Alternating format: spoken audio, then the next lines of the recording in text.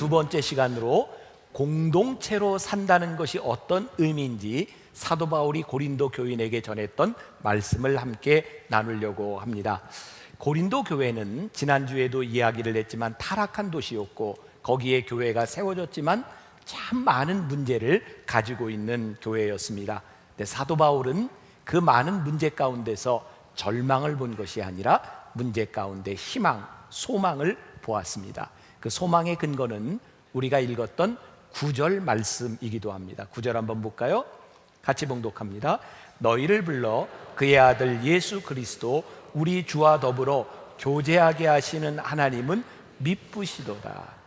우리를 불러 교제하게 하시는 하나님이 미쁘시기 때문에 그들의 부족함에도 불구하고 소망이 있다는 거예요. 우리가 어디에 속해 있느냐, 이것이 참 중요한 일이죠. 지난주에 제가 젊은 목회자들을 이렇게 훈련하는 웨슬리 컨퍼런스라고 하는 곳에 다른 목사님들과 같이 강의를 하고 설교도 하게 되었어요. 거기에 있던 목사님 중에 한 분이 자기소개를 이렇게 하더라고요. 가까운 안양에 있는 임용택 목사님인데, 내가 임용택 목사인데요, 내 성이 임마누엘 임씨입니다. 임마누엘 임씨를 전 처음 들어봤어요. 그랬더니 그 옆에 있던 목사님이 우리 교회도 한번 왔었죠. 대전 산성교회 지성원 목사님 함부로 그렇게 얘기하지 마세요. 내 이름은 지저스 지시입니다. 그러더라고요. 근데 우리 교회 한번 오셨던 목사님인데 수원 동탄에 시원교회라고 있는데 그 목사님이 하근수 목사님이에요. 내가 하나님 하십니다. 그리고 전부 하나씩 얘기하는데 나는 김씨인데 뭘 얘기하나 하다 보니까 성경에 여호야김이 생각나더라고요. 여호야김은 유대의 18대 왕입니다. 그래서 나는 여호야김 김시오 이렇게 얘기를 했는데, 우리들에게 소원이 있다면 우리들이 누구에게 속한 자인가? 우리들이 하나님께 속한 자가 된다고 하는 것은 우리 신앙인들에게 우리들이 늘 바라야 될 그런 모습일 것 같다는 생각이 들어요.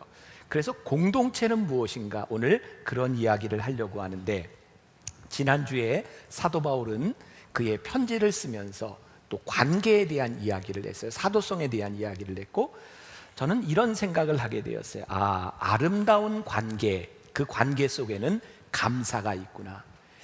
너와 내가 온전하기 때문이 아니라 아름다운 관계 속에 감사가 있다는 말이에요. 오늘 본문 4절에 보니까 사도 바울이 이렇게 고백하죠. 그리스도 예수 안에서 너희에게 주신 하나님의 은혜로 말미암아 내가 너희를 위하여 항상 하나님께 감사하노니. 저는 사도 바울의 마음이 좀 느껴지는 것 같아요. 지난주에 제가 설교하면서 여러분들에게 이야기했죠. 제가 사도 바울을 많이 닮았다고. 다 잊어버리셨어요? 네, 근데 제가 외모뿐만 아니라, 고마워요. 네, 외모뿐만 아니라 사도 바울의 마음을 제가 알 것 같아요. 사도 바울이 고린도에 있는 교인들을 바라보며 그들을 사랑했다고 하는 말은, 그들을 인하여 감사했다고 하는 말은 그들에게 모든 조건들이 충족되었기 때문이 아니라 그들이 많은 문제를 가지고 있음에도 불구하고 내가 너희를 보니 참 감사하구나. 그 마음은 사도 바울이 가졌던, 사도 바울은 유능한 사람이지만 그는 컴플렉스를 가지고 있던 사람이에요. 무엇보다 사도라고 주장을 하지만 그는 예수 믿는 사람들을 잡아 죽였던 경력 때문에 그는 늘 컴플렉스가 있었던 사람입니다.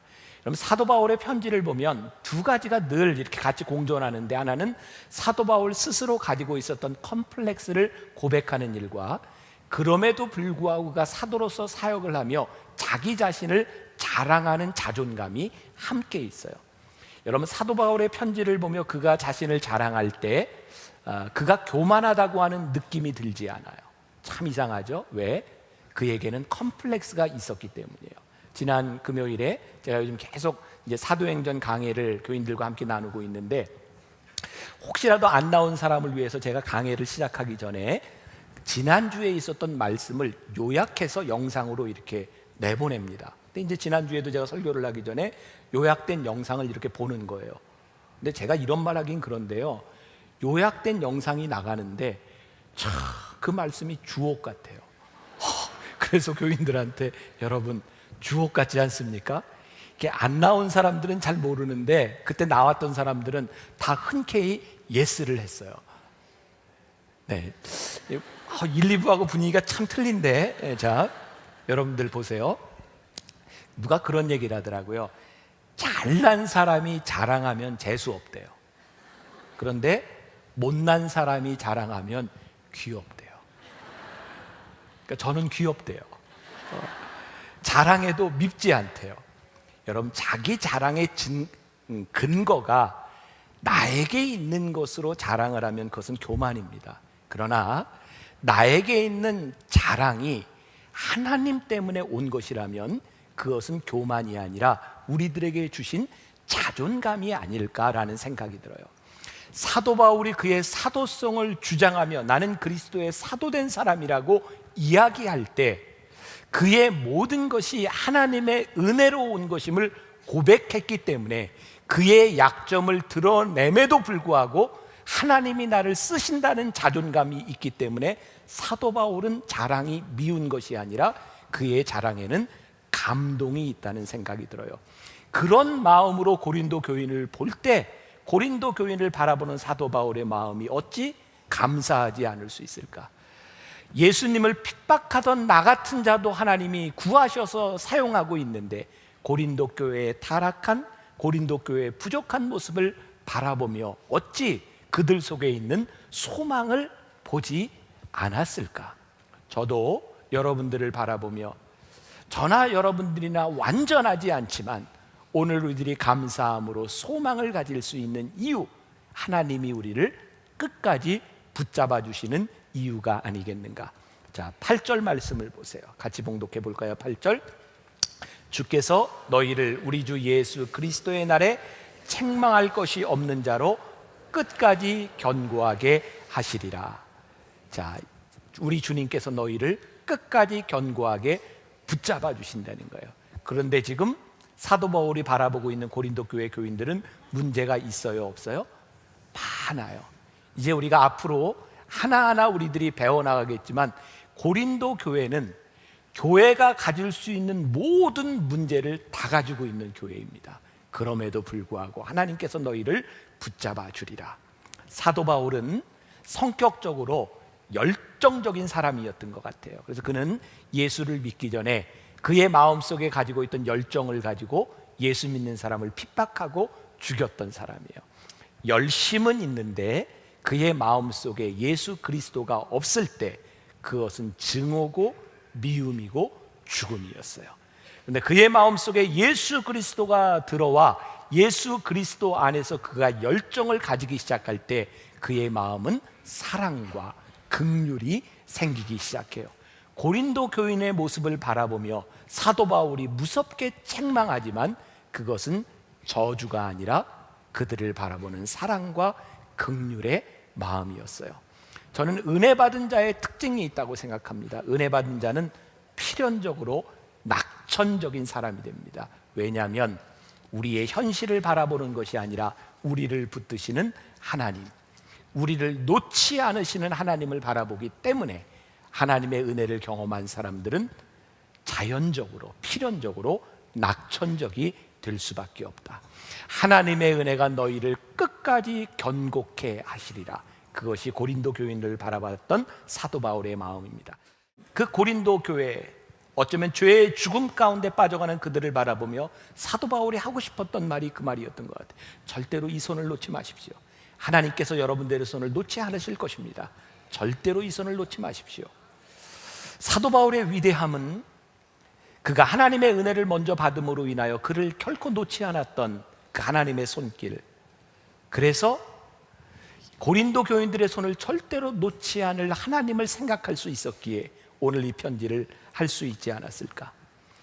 그에게 감사가 있었기 때문에 고린도 교인들을 바라보며 분노와 격정으로 끝난 것이 아니라 그들의 잘못에도 불구하고 비난으로 끝난 것이 아니라 기대와 소망을 가지고 이 말씀을 쓰고 있는 것이 아닌가. 공동체로 산다고 하는 것은 무슨 의미일까? 사도 바울이 오늘 본문 우리가 읽지 못했지만 10절부터 17절까지 해서 공동체의 의미를 설명하고 있어요. 사도 바울은 글을 쓰면서 계속 이런 말로 시작합니다. 우리 주 예수 그리스도의 이름으로. 이게 무슨 의미일까요? 사도 바울이 그들을 권면하고 때로 그들을 질책할 때에 그는 내 생각으로 한 것이 아니라 예수 그리스도의 이름으로 말합니다.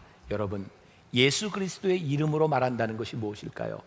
인격적으로 말한다는 겁니다. 예수 그리스도의 인격으로 내가 너에게 말한다.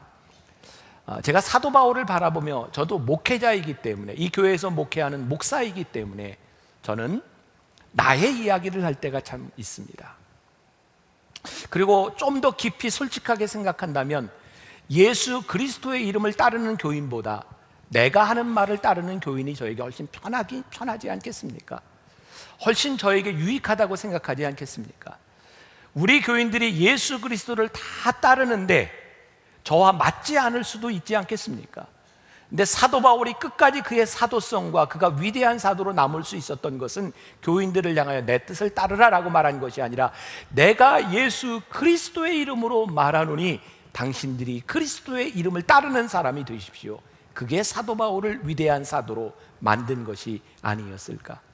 사도 바울이 고린도 교회를 볼 때 고린도 교회에 나타난 심각한 문제 중에 하나가 하나 되지 못하고 분열된 것이었어요.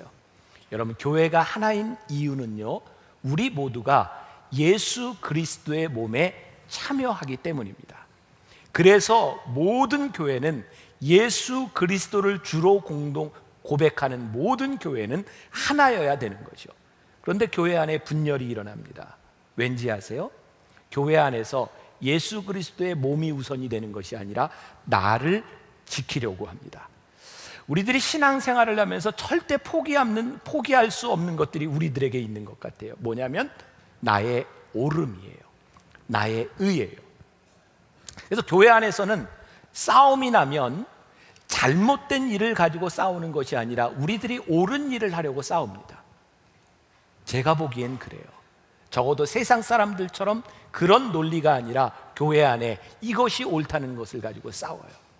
제 친구 판사가 그런 얘기했던 기억이 납니다. 신앙생활을 잘하는 친구이기 때문에 교회 사건들을 이렇게 많이 다루는데, 김 목사님, 내가 교회 문제로 재판을 할 때면 참 정말 이해할 수 없는 게, 예수 안 믿는 사람들은 술 먹고 해결을 하든지 돈으로도 해결이 되는데 예수 믿는 사람들은 해결이 안 돼요. 예수 믿는 사람들은 어쩌면 그렇게 똑같은 일을 가지고 딱 나누어서 똑같이 우긴대요. 하나님의 뜻이라고. 그러면 미치겠대요. 어떻게 이렇게 똑같은 일을 가지고 하나님의 뜻이 다를 수 있는가?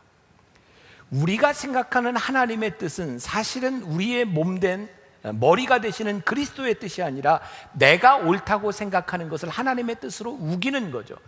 우리들이 분명한 기준이 있습니다. 내가 이렇게 싸워서 이겼을 때 하나님이 그것을 기뻐하실까? 여러분들이 주장하는 그 주장이 받아들였을 때 내가 옳은 것이 증명되고 내 마음은 기쁠지 모르지만 하나님도 그것을 기뻐하실 때 이것이 하나님의 뜻일 텐데, 우리는 이 교회 안에서 분열이 일어나는 것은 나의 뜻을 관철시키기 위해서 싸우고 있다는 거예요. 사도 바울은 이렇게 권면합니다. 형제들아, 내가 우리 주 예수 그리스도의 이름으로 너희를 권하노니 모두가 같은 말을 하고 너희 가운데 분쟁이 없이 같은 마음과 같은 뜻으로 온전히 합하라. 그리스도의 이름으로 우리들에게 이렇게 말한다는 거예요. 여러분 생각해 보세요. 교회 안에 분열을 부추기는 자가 있다면 그것이 하나님의 뜻일까요? 사단의 뜻일까요? 제가 요즘 그런 생각을 부쩍 합니다. 옳은 일을 하는 것만이 옳은 것이 아니구나. 정말 옳은 일은 우리가 해야 되는 그리스도의 덕을 세우는 일이 옳은 일이지, 우리들 모두가 다 옳은 일을 한다고 나선다면 하나님의 영광은 어디에 가겠는가? 우리들은 옳은 일보다 더 높은 것을 생각하는 사람이 되어야 한다. 이 말을 오해하지 마세요. 일방적으로 누구의 말을 들어야 된다거나 이 강단에서에게는 목회자의 말을 여러분들이 따라야 옳다고 하는 것이 아닙니다. 제 말이 옳은 것이 아니라, 누구의 말이 옳은 것이 아니라 그리스도의 이름으로 말하는 올바른 하나님의 뜻이 이루어지고 있는가? 그런데 고린도 교회에 보니까 사도 바울이 보았던 심각한 문제가 오늘 본문 12절에 나와 있어요. 같이 한번 봉독해 볼까요? 내가 이것을 말하거니와 너희가 각각 이르되 나는 바울에게, 나는 아볼로에게, 나는 게바에게, 나는 그리스도에게 속한 자라 한다는 것이니. 자, 이게 무슨 말인가요? 고린도 교회를 보니까 어떤 사람은 나는 바울에게 속했다 그래요. 이 사람들은 어떤 사람이냐면 사도 바울이 고린도 교회에서 1년 6개월을 목회하는 동안 그때 사도 바울의 전도를 받았던 사람이에요. 이 사람들이 얘기하는 거예요. 까불지 마. 나는 사도 바울이 전도한 사람이야. 내가 이 교회 개척 원년 멤버야. 그런 사람이 있었던 거죠. 근데 어떤 사람은 누구에게 속했다고요? 아볼로에게. 아볼로가 누구냐면 사도 바울이 떠난 다음 지금 교회의 지도자입니다. 그런 사람들은 이렇게 얘기하는 거죠. 누가 실세인지 알아? 사도 바울이 교회를 세웠지만 지금 담임이 아볼로야. 까불지 마. 이런 사람이 있었던 거예요. 그 다음에 누구? 게바. 넌 게바가 누구냐면 베드로거든요. 초대교회 성령의 역사가 일어나고 예루살렘에서 베드로가 설교할 때 3,000명, 5,000명씩 회개하고 예수 믿는 역사가 일어났거든요. 아마도 그때 베드로의 설교를 들었던 사람인 거예요. 까불지 마. 그때 성령의 역사가 불같이 일어날 때 내가 그 자리에서 베드로의 설교를 듣고 교인 됐던 사람이야. 이거 왜 이래? 이런 사람이 있었던 거죠. 그럼 예수에게 속한 사람은 누구일까요? 아마도 예수님께서 기적을 행하시고 예수님께서 복음을 전하실 때 그때 예수님의 육성을 들었던 사람이에요.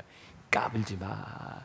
나는 예수님이 직접 하시는 말씀을 들은 사람이야. 그러면서 자기의 신분을 주장하고 교만하여 자만심으로 인하여 서로를 헐뜯고 인정하지 않는 일들이 일어났다는 거예요. 여러분들, 우리가 교회를 다니면서 쉽게 생각하면 내가 언제부터 이 교회 다녔는지 알아? 혹시 역시 있는 사람들 중에는 내가 교회를 다닐 때 김우영 목사님이 담임이었어. 근데 어떤 사람은 나는 김병삼 목사님이 담임되던 해에 등록했어. 왜 이래 이거. 막 이런 것들이 우리들에게 무슨 의미가 있냐 이거예요. 여기는 사람 때문에 세워진 교회가 아니고 예수 그리스도의 이름으로 세워져 있는데 그 어떤 것도 우리를 나누게 할 수 있는 근거가 없다는 거야. 자, 그래서 14절부터 16절까지 말씀입니다. 같이 볼까요? 시작. 나는 그리스보와 가이오 외에는 너희 중 아무에게도 내가 세례를 베풀지 아니한 것을 감사하노니 이는 아무도 나의 이름으로 세례를 받았다 말하지 못하게 하려 함이라. 내가 또한 스데바나 집 사람에게 세례를 베풀었고 그 외에는 다른 누구에게 세례를 베풀었는지 알지 못하노라. 여러분, 사도 바울 보세요. 얼마나 멋집니까? 내가 진짜 감사하게 생각하는 것이 있는데 내가 요 몇 사람 말고는 세례를 베풀지 않은 것이 너무너무 감사하다. 너희들이 나에게 세례를 받았다고 주장할 일도 없고, 얘들아, 내가 누구의 이름으로 세례를 주었느냐? 내가 바울의 이름으로 세례를 주었느냐? 아니라는 거야. 나는 단지 예수 그리스도의 이름으로 세례를 주었을 뿐이니라. 사도 바울은 단지 예수님의 이름을 증거한 사람이라는 거야. 오늘날 모든 교회가 그런 것은 아니지만 많은 한국 교회가 진통을 앓고 있어요. 뭐 때문이냐면 이제 1세대 목사님들이 다 은퇴를 하면서 후임 목사님들이 목회를 해요. 여러분, 은퇴한 목사님이 제일 견디기 힘든 게 뭔지 아세요? 후임 목사가 와서 교회가 잘 되는 거예요. 나와 함께 했던 교인들이 어느 날 보니까 새로운 목사님들을 막 너무너무 좋아하는 것 같아요. 참 힘든 얘기입니다. 우리가 왜 그러냐고 이야기할지 모르지만 나를 추종했던 사람들이 누군가를 추종한다고 하는 것을 견디기가 얼마나 힘든 일인가. 왜? 뭔가 잘못되어 있죠. 교회는 하나님을 섬기는 곳인데 그동안 우리는 교인들이 나를 따르는 사람이라고 생각했기 때문에 견디기 힘들어하는 거예요. 저도 나이를 먹을 거예요. 저도 은퇴를 할 거예요. 전 지금부터 참 그런 기도를 많이 합니다. 하나님, 정말 깨끗한 은퇴를 한다고 하는 것이 무엇일까요? 하나님, 그 어떤 것도 하나님을 위해서 세워진 하나님의 주권을 생각한다고 하는 것이 무엇일까요? 그럼 교회 안에 그동안 참 안 좋았던 일 중에 하나가 그런 거잖아요. 어떤 우리가 잘 알만한 큰 교회에서는 장로님이 되려고 하면 전교인 투표를 한대요. 그래서 장로가 되기 위해서 제일 좋은 그 봉사가 뭐냐면 주차 안내래요. 주차 안내하면 사람들도 이렇게 많이 보게 되고, 또 장로 후보로 나가는 사람들은 낮 시간이 되면 여자들이 하는 성경 공부 시간에 다 가서 앉아 있는데요. 얼굴 이렇게 익히느라고. 그리고 심지어는 장로 선거에 나가서 되려고 돈을 1억 이상 쓰는 사람도 있대요. 그래서 장로가 돼요. 그리고 장로를 알았던 사람들이 장로 편이 돼요. 저희 만나교회는 참 다행스러운 게 저희 만나교회 장로님들은 장로 된 다음에 주차 안내를 해요. 그리고 1부부터 2부, 3부 지금 여러분들 안내하는 분들이 다 우리 장로님들이에요. 저는 우리 장로님들을 보면서 너무너무 감사한 게 장로가 직책이 아니라 섬기는 일이라고 하는 것을 알고 있다는 게 너무너무 감사해요. 교회 안의 갈등, 그렇게 힘들어서 돈 들여서 내가 장로가 되고 그렇게 힘들어서 내가 키운 교회를 누구에게 물려주고 그래서 그것이 갈등이 된다고 하면 이거 뭔가 잘못되어 가고 있는, 그리스도가 몸이 아닌 잘못된 교회가 아니겠는가. 제가 이제 전도사에서 목사가 되는 그런 과정에서 저도 전도사 시절을 지나면 3년 동안 이렇게 매년 시험을 봤던 기억이 나요. 그 시험 감독관으로 저 논문을 심사했던 목사님들에 대한 인상이 저는 안 좋습니다. 제가 이름은 밝히지 않습니다. 근데 너무너무 제 속에 상처가 됐어요. 왜냐하면 아무것도 아닌 것을 가지고 윽박지르고, 아니 논문을 썼는데 거기 나오는 영어를 발음을 해보래요. 그게 왜 논문하고 무슨 상관이 있는 거지? 물론 제가 잘했겠죠. 그러나 또 한 번은 제가 논문 제목에 한자를 썼어요. 기독교적 윤리를 지향하여. 벌써 30년이 가까이 지났는데 제가 잊지 않는 게 얼마나 큰 상처예요. 아니 심사하다 말고 갑자기 나오더니 한자로 써보래요, 칠판에. 그래서 제가 썼어요. 가르칠 지자 썼죠 제가? 그랬더니 그런 한자가 어딨냐는 거예요. 아니 지향이라고 하는 것은 가르칠 지자를 쓰는 거지, 저는 뜻지자를 썼거든요 논문에. 이런 게 없다는 거예요. 그래서 한참 혼나고 나왔어요. 제가 억울해서 옥편을 찾아보니까 뜻지자 지향이 있어요. 내가 왜 혼났는지도 모르겠어요. 그런데 우리 세대의 많은 젊은 목사님들이 먼저 된 목사님들 때문에 그런 어려움들을 겪었어요. 왜 우리들이 먼저 목사가 되고 먼저 무슨 일을 하면 누군가를 억누르는 사람이 되었을까? 내가 받은 은혜로 인하여 누군가를 긍휼히 여기고 그리스도의 몸된 사람임을 왜 우리들은 인정해 주지 못하고 내 기득권을 가지려고 하는 것일까? 그러다 보니까 어려움을 당하지 않기 위해서 제가 잊지 못하는 것, 제가 전도사로 처음 영월에 갔어요.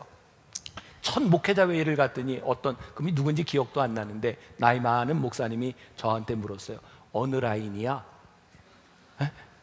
저 그런 거 모르는데요.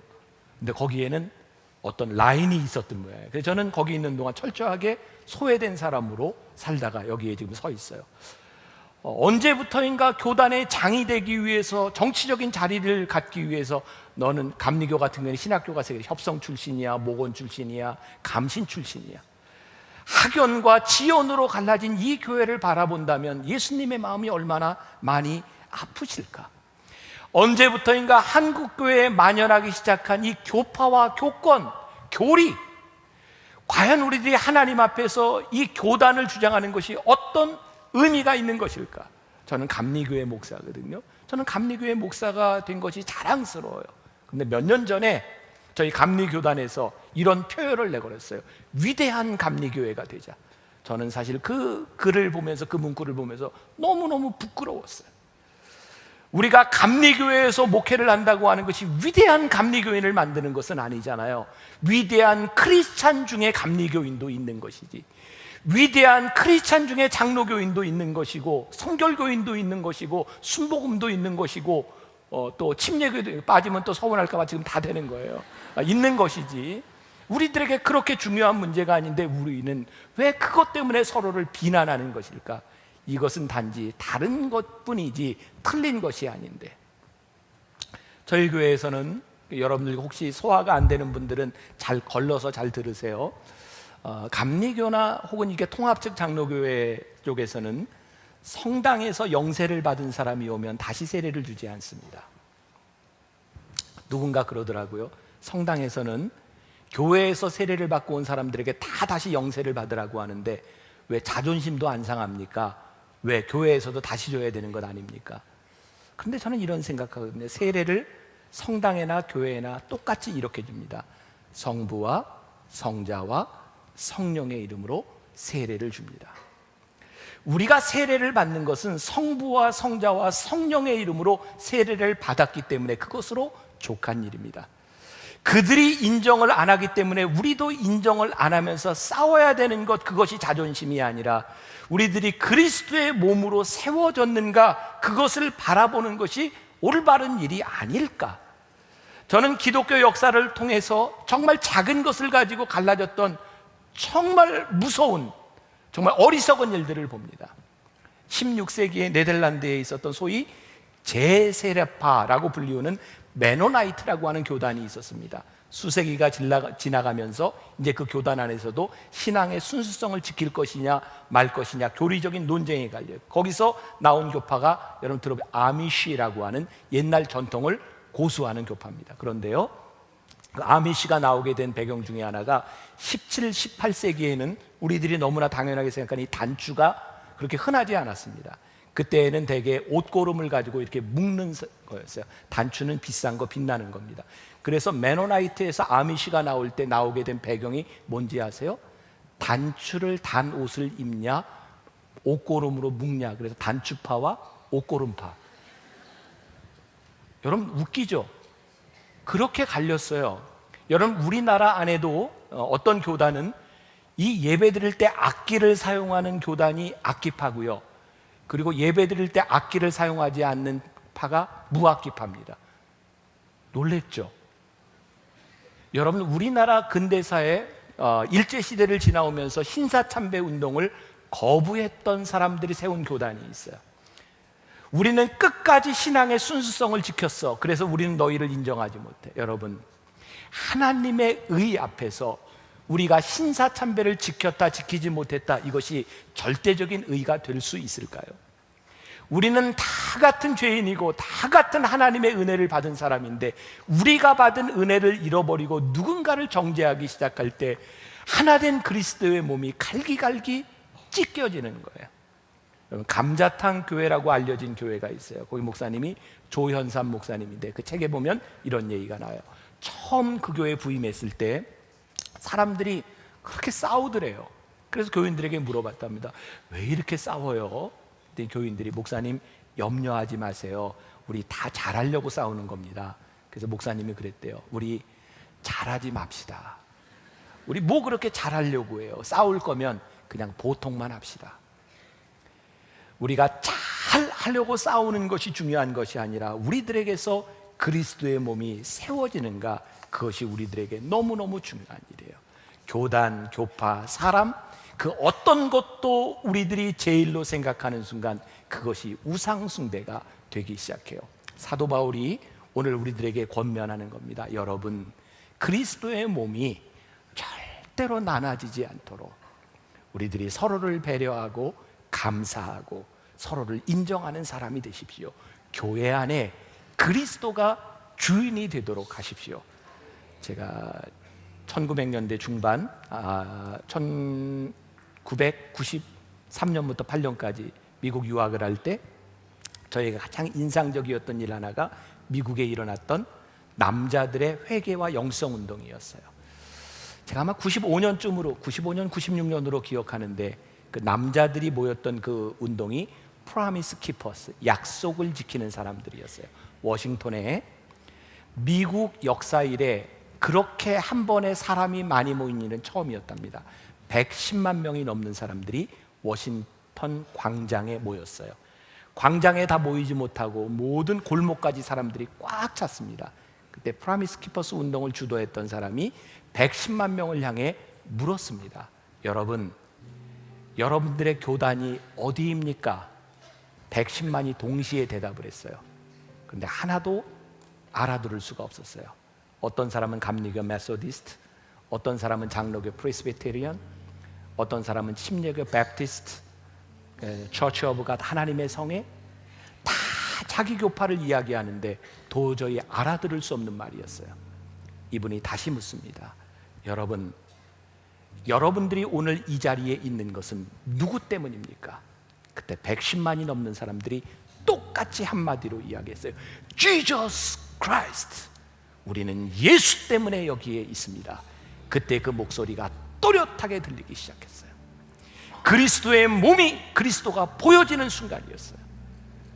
오늘 우리들이 여기 있는 이유, 그 어떤 교리나 어떤 생각, 그것 때문에 우리들이 여기 있는 것이 아니라 우리들이 여기 있는 이유가 예수 그리스도 때문일 때 교회는 가장 건강하게 아름답게 세워질 수 있는 일이고, 이제 한국 교회가 우리 만나 교회에서부터 서로의 틀림을 지적하는 것이 아니라 다르지만 그리스도의 몸인 것을 가지고 서로 감사하며 감싸주기 시작할 때 그리스도의 몸이 세워지는 그런 아름다운 일이 우리들에게서 이루어질 수 있으리라 믿습니다.